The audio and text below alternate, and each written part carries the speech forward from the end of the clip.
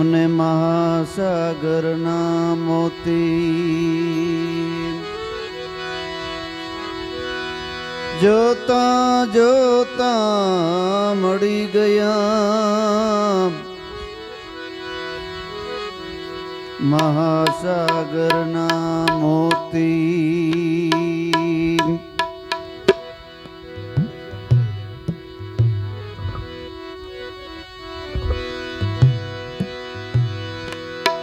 વંદન કરો ગુરુદેવને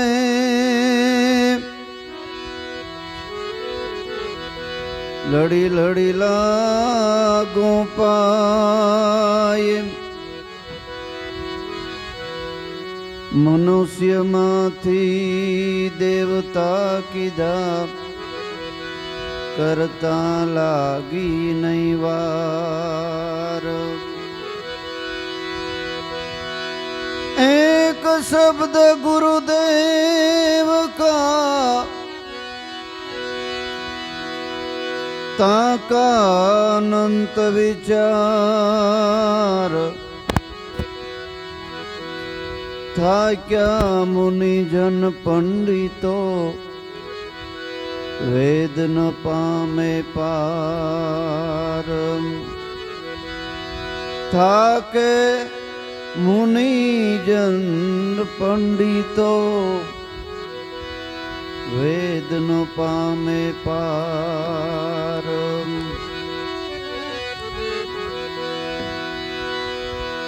भक्ति करो पाताड़ में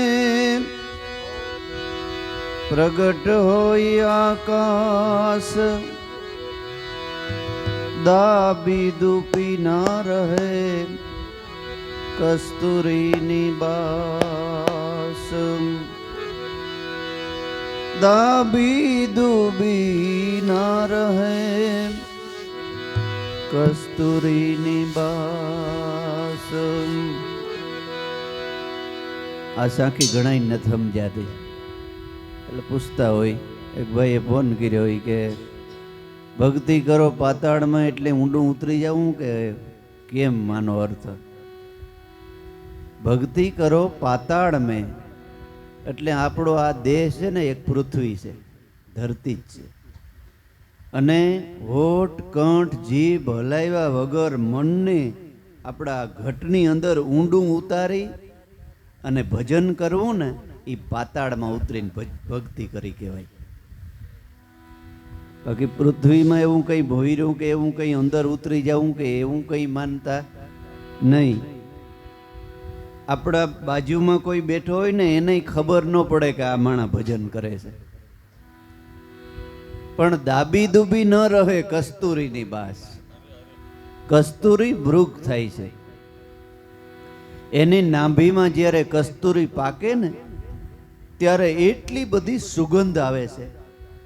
એ પાણી પીએ તો એને એમ થાય કે મને પાણીમાંથી સુગંધ આવે છે.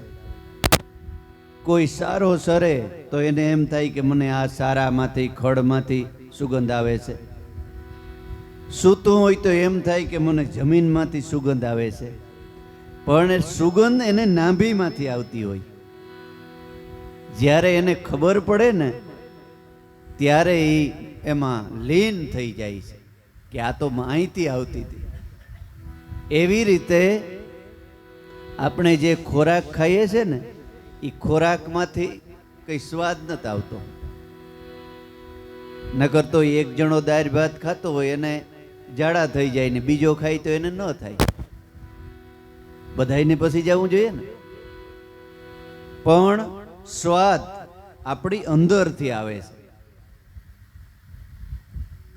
એટલે ભક્તિ કરવી પાતાળ મેં એટલે હોઠ કંઠ જીભ હલાવ્યા વગર આપણું મન જે અનંત બ્રહ્માંડોમાં બારોબાર રખડે છે ને એને ઊંડું ઉતારી દેવું.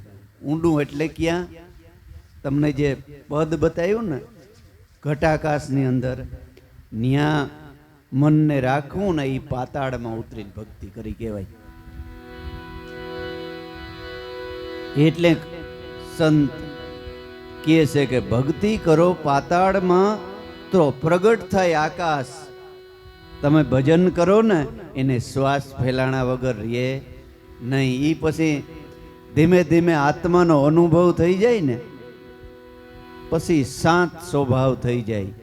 એ બોલે ને તો એમ થવા માંડે જગતની અંદર, એવું વર્તાવા માંડે, એને સુગંધ આખા જગતની અંદર પસરવા માંડે. બાપા સીતારામ થયા બગદાણાની અંદર તો આપણા કંઈ હોગા થતા હતા, છતાંય આપણા પાદરમાં એના ફોટા મૂક્યા ને. ગામો નાની દુનિયામાં મોટું નામ બાપા સીતારામ. આપણે કોઈ દી જોયા કે જાણ્યા, છતાંય આખા વિશ્વની અંદર, ભારતની અંદર ગામો ગામ પાદરની અંદર એના ફોટા. એની ઊંડું પાતાળમાં ઊંડું ઉતરીને ભજન કર્યું. પ્રતાપ એનો છે. એટલે ભક્તિ કરો પાતાળમાં તો પ્રગટ થાય આકાશ. દાબી દુબી જેવી રીતે ન રહે કસ્તુરીને બાસ.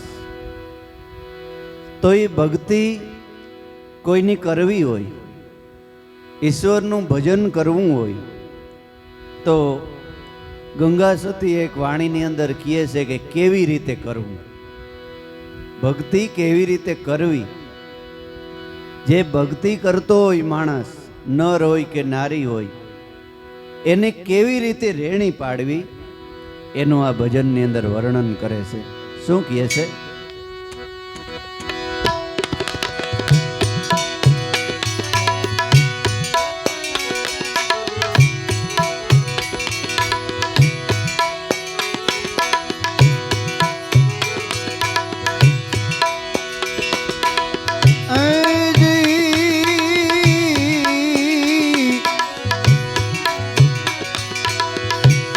ભક્તિ કરવી એને રાખ થઈને રેવું ને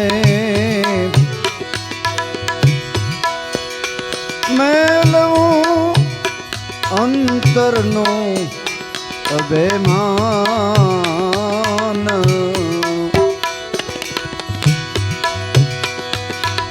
સંતો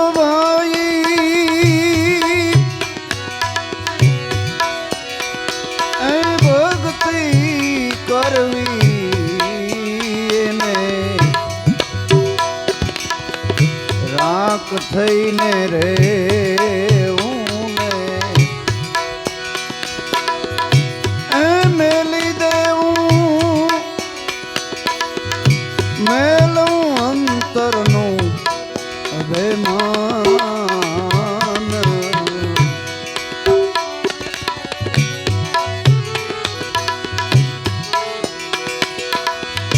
સદગુરુ ના રે ચરણમાં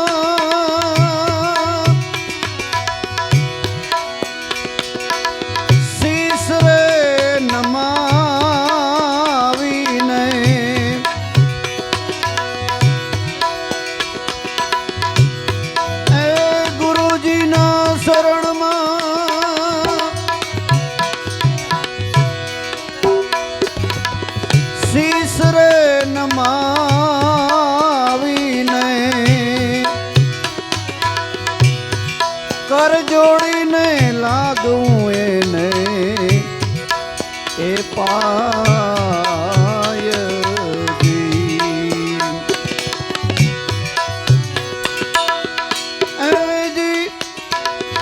કર જોડી લાગું એને એ પાય. ભક્તિ કરવી એને રાખ થઈને રેવું ને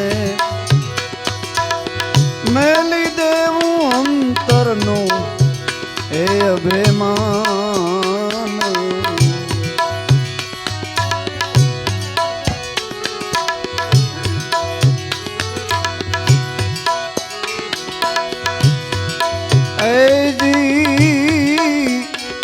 જાતિપણું છોડીને થાવું રે અજાતિને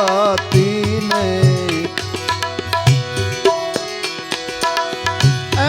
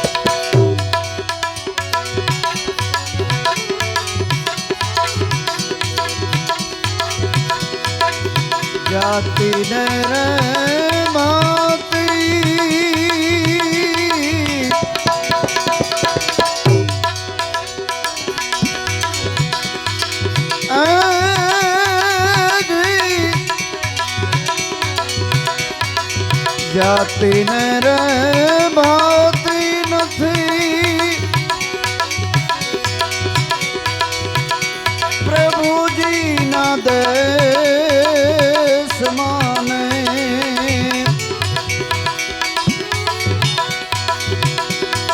જાતિ રે ભાવતી નથી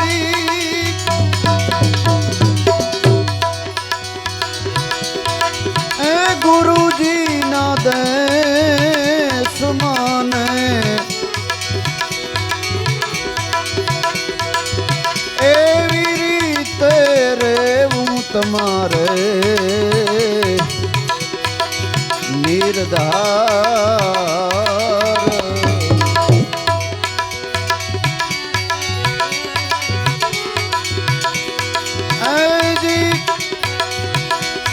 માટે ભક્તિ કરવી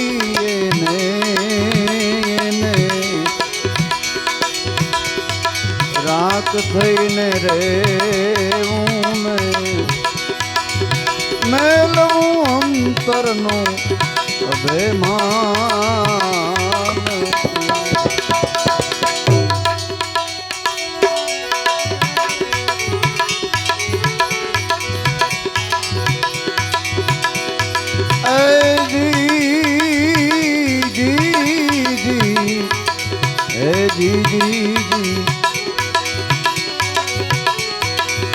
प्यार का ना अवगुण जोवा नहीं ने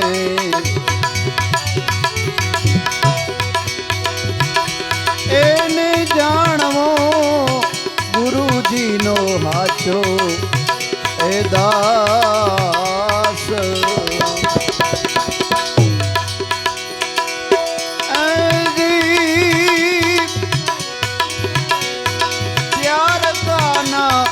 અવગુણ કોઈ ના જોવે નહીં ને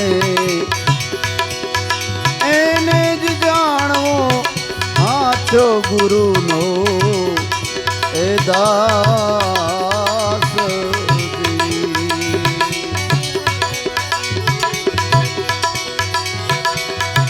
આસાને રે દૂષણો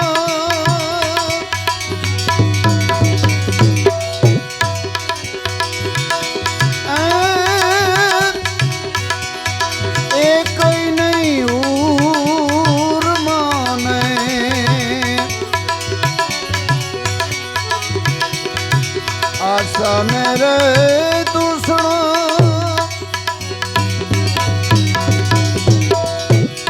એ કઈ નહીં ઉર માને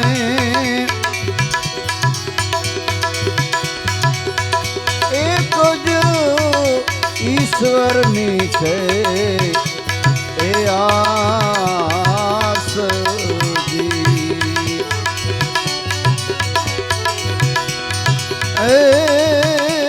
ભક્તિ કરવી એને રાખ થઈને રેવું મેલી દેવું અંતરનું એ માન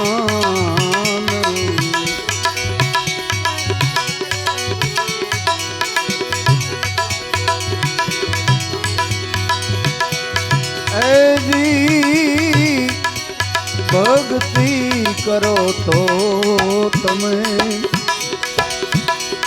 એવી રીતે કરજો ને એ રાખજો ગુરુજીના વચનમાં વિશ્વાસ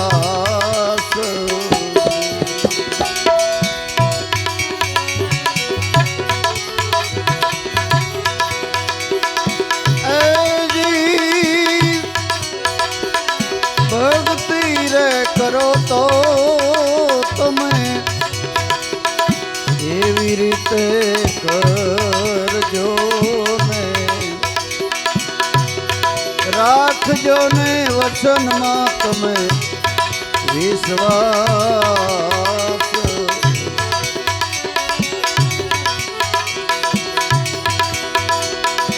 ગંગા રે સતી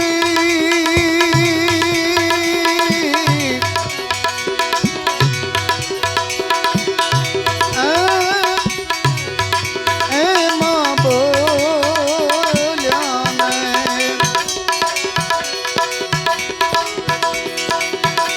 એને તો જમના તેડા એના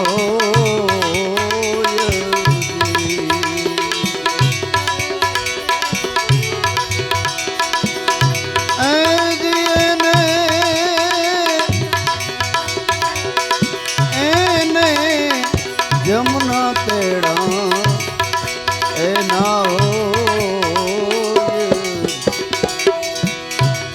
એ માટે ભક્તિ કરવી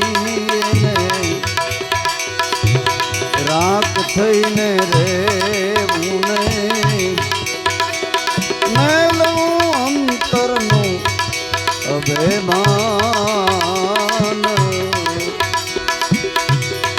સદગુરુ ના રે ચરણમાં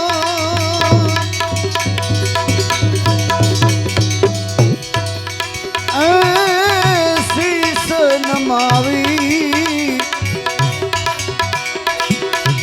કર જોડીને લાગું એને એ પાય કર જોડી લાગું એને એ પાય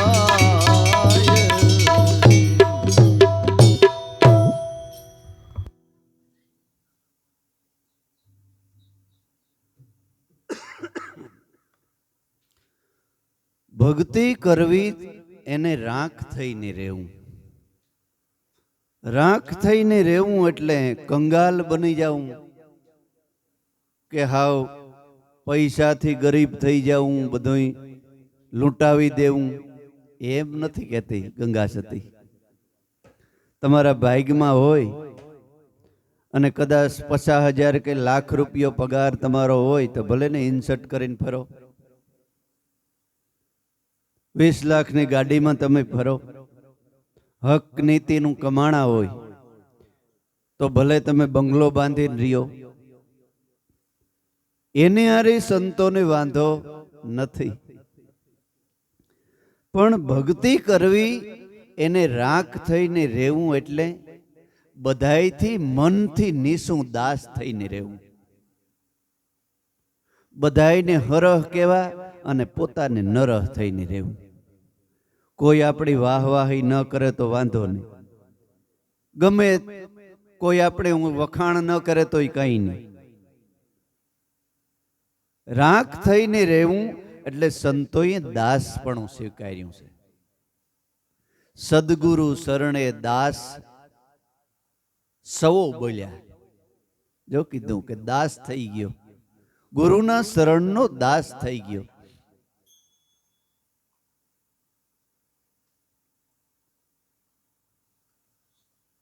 તો ગુરુના શરણનો જે દાસ થઈ જાય ને એ આખા વિશ્વની અંદર દાસ થઈ જાય. કારણ કે ગુરુ વગરની જગ્યા જ ખાલી નથી. ઘટો ઘટની અંદર, પ્રાણી માત્રની અંદર ગુરુ જ ગાજી રહ્યો છે. આ તો જે દેહથી તમને ગુરુ તત્વની ઓળખાણ થઈ ને એને મહાનતા એટલા માટે છે કે આ 5 તત્વના ખોડિયાથી મને ઈશ્વર મળ્યો. એટલે એ ખોડિયાના પછી પુતરા બનાવીને માણસની પૂજા કરી. બાકી ગુરુ ઘટો ઘટમાં ગાજી રહ્યો છે. એ કાયમને માટે નક્કી રાખવું. નકર ગુરુદ્વારે જઈ અને આપણે ડાયા થઈ જતા હોય અને પાડો હોય ને કોઈ હખી રહેવા ન દેતા હોય તો એને ભક્તિ સમજાણી નથી. ખોટે ખોટો બીજાને ત્રાસ દેતા હોય, ખોટું બોલતા હોય, નિંદા કરી હોય, જેમ તેમ વ્યવહાર કરતા હોય તો એને ભક્તિ સમજાણી નથી. ગુરુ કરી અને ગુરુ શરણમાં રહેવું. ગુરુ શરણમાં રહેવું એટલે કાયમને માટે મનની અંદર યાદી રાખવી કે હું ગુરુનો બાળક છે.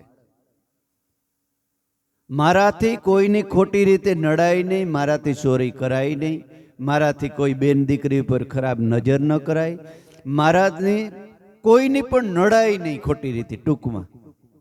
કારણ કે હું ગુરુનો બાળક છે, તો તમારે 50% ભજન ન કરવું પડે. તો તમે ઓછું ભજન કરવું જ જોઈએ. એથી જ આ પ્રજ્ઞારૂપી બુદ્ધિ થાય. આમ તો ભજન કરવું જ જોઈએ, પણ યાદી તાજી રહીએ કાયમ, અને ખરાબ કર્મથી કાયમને માટે બસે ને એ ગુરુનો પ્યારો બનતો જાય છે. કાયમથી કાયમ ગુરુનો પ્યારો બને ને એ ભગવાનનો પ્યારો બને છે. બાકી રવિ સાહેબે એક ભજનમાં ગાયું છે કે ગુરુએ દાવો છોડી દીધો, પછી જમે કર્યો છે પડકારો. ગુરુ ને ગોવિંદ દોનો રીસાણા, હવે નથી ઉગરવાનો આરો. રૂઠડા રામને રીઝાવો રે, ગરવા દેવને રીઝાવો, તારો મટી જાય ઘોર અંધારો. ગરવા દેવ એટલે આપણો ગુરુ છે ને, એ ગરવો દેવ છે.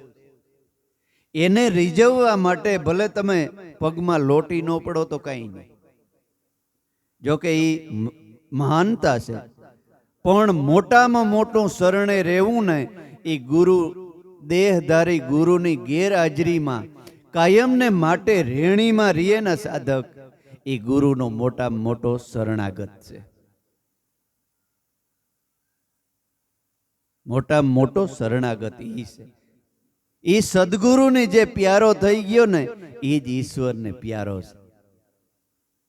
બાકી ગમે એ તમે કરો, એ તમે કદાચ ગુરુને ખબર ન પડે, તમને એમ થતું હોય, પણ ગમે તે દી તમારા અંતર આત્મા છે ને એ તમારો ગુરુ જ છે. એ જ તમને ઠપકો આપશે, એ જ તમને ભોગવટો બતાવશે. ભલે દેહધારી ગુરુને કદાચ ન પણ ખબર પડે, પણ ગુરુ તમારી અંદર ગાજી રહ્યો છે એ દેખે જ છે. ગુરુને છેતરી અને હજી સુધીમાં કોઈ સુખી થઈ ગયો નથી. એટલે ગુરુએ દાવો છોડી દીધો, પછી ગુરુને ફરજ 2-3 વાર છે કહેવાની, અને એ સત્સંગમાં બધું કહી દે છે. મોઢા મોઢ એકાબીજાને પકડીને કહેતા નથી ગુરુ.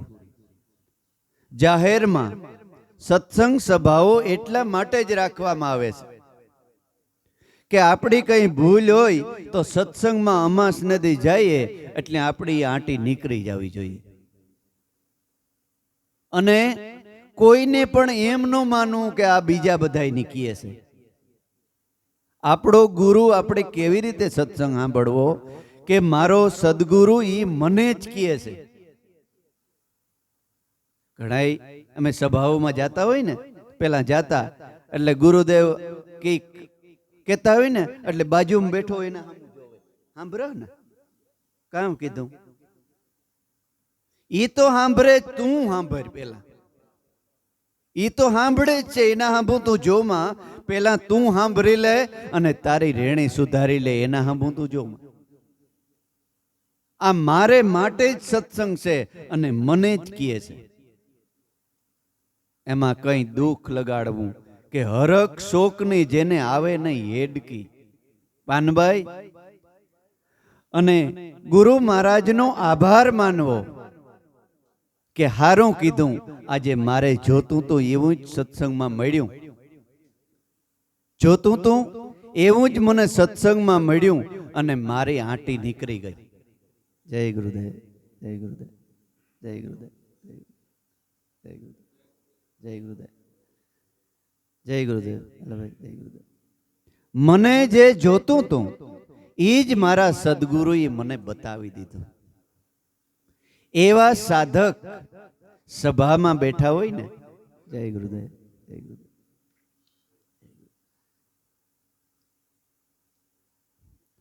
આવો, જય ગુરુદેવ, જય ગુરુદેવ, જય ગુરુદેવ, આવો. એવા સાધક ખરેખર આપણે ઘરેથી નીકળીએ ને ભાઈ સત્સંગમાં જવા માટે, ખરેખર આપણે નીકળીએ ને એટલે કેમ જાવું કે આજે મારા ગુરુદ્વારે જઈ અને મારા જીવનની અંદર કંઈક ભૂલે હે ને તો મારે કાઢવા માટે જવું છે.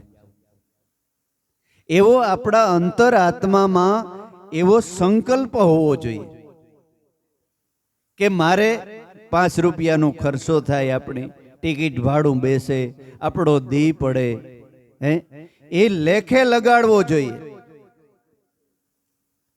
તો કેવી રીતે લેખે લાગે કે મનની અંદર એક એવો સંકલ્પ કે ઘરેથી આપણે નીકળીએ ને એક તો ભજનમાં ધ્યાન રહેવું જોઈએ અને ગુરુદ્વારે જઈ અને વાટ જોઈને બેઠું કે મારી કંઈ ભૂલ નથી ને, આ સત્સંગમાં આવે છે જે સત્સંગ સાંભળું છું એમાં મારી કંઈ ભૂલ નથી થતી ને, એ આંટી ત્રતો ત્રજ પોતાને કાઢી નાખવી જોઈએ.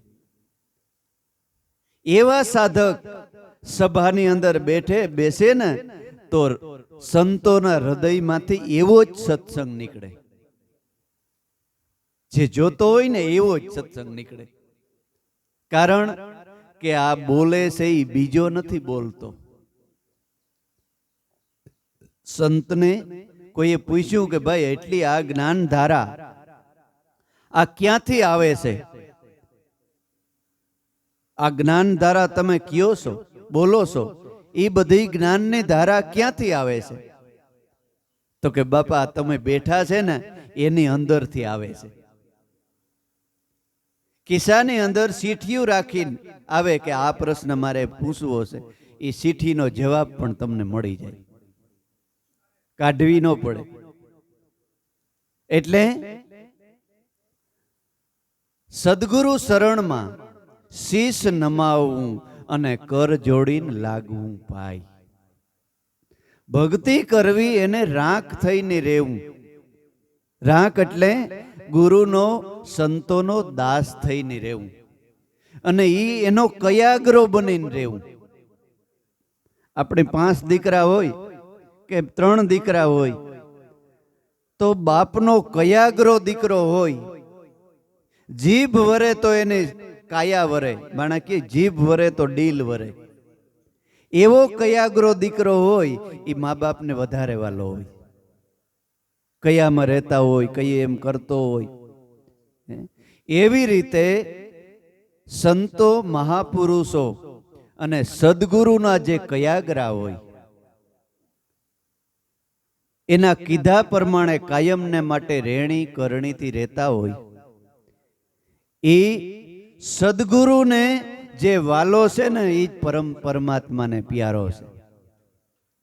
એટલે રવિ સાહેબે કીધું છે કે ગુરુએ જો દાવો છોડી દીધો તો પછી નથી ઉગરવાનો આરો. ગુરુને ગોવિંદ દોનો રીસાણા પછી નથી ઉગરવાનો આરો.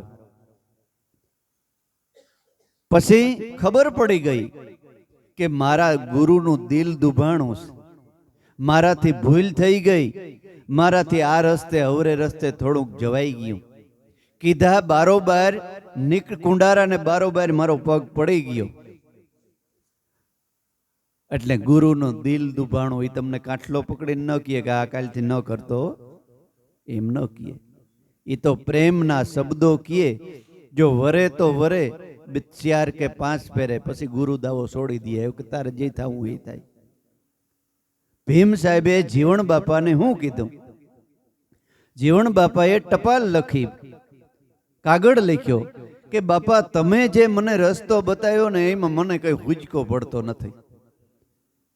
જ્યાં ભજનમાં બેહું છું ને તો નકર્યું અંધારું જ દેખાય છે, પણ શાંતિથી બેસે ઘરમાં મીંદડું ઠામ ખખડાવે તો જોવે ભગવાન આવ્યા કામ. જીવણ સાહેબ પણ ભીમ સાહેબ એક જ વાર મળ્યા હતા. મંત્ર અને ગુરુ દીક્ષા લેવી એ મહત્વનું નથી. મહત્વનું શું છે?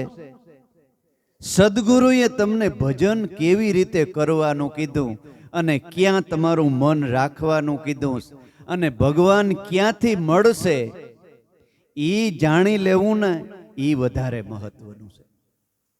જીવણ બાપાને ઈ થોડીક ભૂલ થઈ ગઈ. એને એમ થયું કે ભગવાન ક્યાંક બારોબારથી ઘોડે ચડીને આવી છે, મને દર્શન દે. એવી સમજણ મનમાં રહી ગઈ હતી. એટલે ઓલું મન લાગે નહીં, બારોબાર આંખું બંધ કરે, અંધારું દેખાય ને કઈક ઠામ ખખડે ઘરમાં, કોઈ ઘરનું માણસ અંદર આવે તો આંખું ખોલે ને જો ભગવાન આવી ગયા હું. એટલે એનું મન લાગતું નહોતું. એટલે ચારધામ જાત્રાએ જવા તૈયાર થઈ ગયો. પછી કાગળ વાંસી અને ભીમ સાહેબે કીધું કે ઈ હાસો છે. કલ્યાણ સાહેબને કીધું કે કલ્યાણ આમ તે હાસો છે, પણ એને સમજણમાં ફેર દઈ ગયો છે. એને એમ કે મને બારોબારથી ભગવાન મળીએ. હવે તું જા અને તને આવડે એવી સારી વાત કર અને કે તારા ઘટમાં દેવ મોરારી છે. એ જીવન જીવને જ્યાં રાખીએ જ્યાં વાગે અનહદ તુરા. જળમળ જ્યોત્યુ જ્યાં જળહળે વરસે નિર્મળ નૂરા. તારા મનને તું ન્યા રાખ, ન્યા મનને થીર કર. ત્યારે જીવનને ખબર પડી કે અરે બાપા ઈ મને તો હાવ ઢુકડો, ભગવાન ઢુકડામાં ઢુકડો બતાવી દીધો, પણ ભાઈ મારી સમજણમાં ફેર હતો, મારે શું કરવું? ઓલો સંઘનો માણસ આવ્યો કે બાપા આવો ને જાત્રા, તો કે હવે મારી બલા આવે, હું ન આવું, હવે મારે કઈ જરૂર જાત્રા કરવાની નથી. હવે મને સમજણ ફેર થતી હતી કે ભગવાન આ ગાજી રહ્યો ન્યા ભગવાન છે. ત્યારે નક્કી થયું. એટલે ગુરુની જરૂર ન કરતો. તમને મંત્ર ઘણી જગ્યાએથી શીખી લી, અટાણે ફોડી નાખ્યા મંત્રો. મંત્ર બહુ મહત્વનો નથી. સદગુરુ જે દેહધારી મળ્યા એમાં કેટલો તમારો ભાવ ને પ્રેમ છે, એમાં તમારી લગ્ની કેટલી છે, અને તમને જે ક્રિયા બતાવી છે એ કાયદેસરની ક્રિયા હોવી જોઈએ. એટલે કહે છે કે જબુબેનને સવારામ બાપાએ બાજુમાં બેસાડી અને એવી શાન બતાવી, અલખને ઓળખાણ કરી દીધી કે જગતમાં જે કંઈ હતું ને એ જબુબેન કે મને આપી દીધું. મહત્વનું એ વધારે છે. એટલે સદગુરુના મુખના શબ્દો મારે માટે વેદ વાક્ય હોવું જોઈએ. ગુરુ બોલે છે ને એ ગીતા જ બોલે, એ કૃષ્ણ જ બોલે છે. તમે બધાય અર્જુન જ છે. કૃષ્ણ છે ને એ ગુરુ હતા અને અર્જુન એના શિષ્ય હતા. એવી રીતે જ તમે બધા અર્જુન જ છે, પણ ગુરુના વાક્ય કૃષ્ણના વાક્ય જ છે એમ માની લ્યો ને તો તમે બધા અર્જુન કરતા સવાયા છે. અને આ બેનું બેઠ્યું ને દ્રૌપદી કરતા સવાઈ ગયું છે. પણ ગુરુના જે વસન છે એ હૃદયની અંદર એક એક શબ્દ સોટી જવો જોઈએ. એ બીજી વાર એ ન જ બને. એના બાપા નામના નગારા વાગે છે. જતી અને સતિયુ, જેટલા જેટલા જતી અને જેટલી જેટલી સતિયુ મહાપુરુષો થઈ ગયા ને, એની આવી રીતે પોતાની રહેણી સુધારી લીધી. બાકી અહીં શબ્દો સાંભળી અને પાછા ગુરુએ ના પાડી હોય તો એનું એ પાછું જો કરતા હોય તો એને બહુ ફાયદો થતો નથી. પછી કહે કે બાપા ધ્યાન નથી લાગતું, ધ્યાન નથી લાગતું. પણ ધ્યાન ન લાગે ને બાપા, આપણી સુરતા ક્યાં ને ક્યાં રખડવા વહી ગઈ હોય. એટલે ગંગા સતી કહે છે કે જો તમને અભ્યાસ મળ્યો હોય, સદગુરુ મળ્યા હોય, તો અભ્યાસ જાગ્યા પછી ભમવું નહીં. તીરથ ન કરવા ને વ્રત ન કરવા, હે ક્યાંય રજડપાટ કરવા જાવું નહીં. તમારો બે જ વસ્તુ કરવાની, એક તમારો ધંધો જે આજીવિકા માટેનો, અને બીજું તમારો ગુરુનું ભજન. બસ એના સિવાય ગુરુના બાળકને બીજું શોભે જ નહીં. જેમ પતિવ્રતા નારીને જગતની અંદર બીજા બધા બાપ ને ભાઈઓ હોય, એવી રીતે ગુરુના બાળકને બીજે કોઈ મન ક્યાંય ભટકવું જ ન જોઈએ. એના નામના આ નગારા વાગે. એટલે ગંગા સતી કહે છે કે ભક્તિ કરવી એને એવી રીતે કરવી, આમ રાખ થઈને રહેવું, સદગુરુ શરણમાં શીશ નમાવી અને કર જોડીને લાગવું પાય.